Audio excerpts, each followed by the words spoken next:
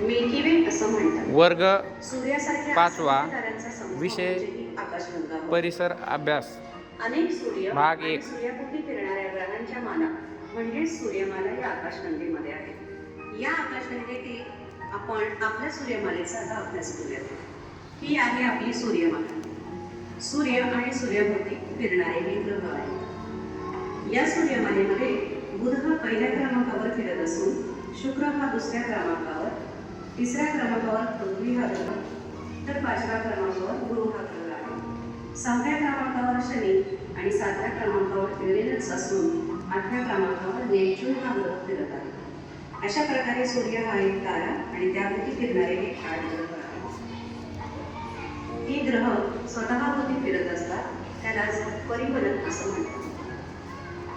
स्वतःभोवती फिरता फिरता ते सूर्याभोवती सुद्धा फिरत असतात, यालाच परिभ्रमण असं म्हणतात। सूर्याभोवती फिरताना हे सर्व ग्रह एका विशिष्ट मार्गात फिरत असतात, या मार्गालाच कक्षा असं म्हणतात। या सूर्यमालेतील प्रत्येक ग्रहाची माहिती आता आपण जाणून घेऊया। सूर्यापासून सर्वात जवळचा ग्रह बुध हा असून त्याला परिभ्रमणासाठी 59 दिवस लागतात, तर परिभ्रमणासाठी त्याला 48 दिवस लागतात। हा सूर्यमालेतील सर्वात छोटा ग्रह असून या ग्रहाचे गुरुत्वाकर्षण खूपच कमी असल्याने त्यावर वातावरणाचा अभाव आहे, त्यामुळे सतत उल्कापात इथे होत असतात, म्हणूनच याचा पृष्ठभाग अतिशय खडबडीत झालेला आहे। सूर्यापासून दुसऱ्या क्रमांकावरचा ग्रह आहे शुक्र। याचा आकार जवळपास पृथ्वी एवढा असून या ग्रहावर वातावरण अतिशय दाट असल्यामुळं सूर्याचा त्यावर पडलेला प्रकाश मोठ्या प्रमाणात परावर्तित होतो, त्यामुळे शुक्र इतर ग्रहांपेक्षा फारच तेजस्वी दिसतो।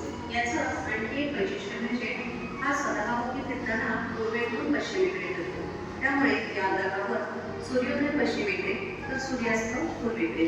शुक्राला परिभ्रमणासाठी 243 दिवस लागतात, तर परिभ्रमणासाठी त्याला 225 दिवस लागतात। म्हणजे शुक्रावरील एक दिवस हा त्याच्या वर्षापेक्षाही मोठा आहे।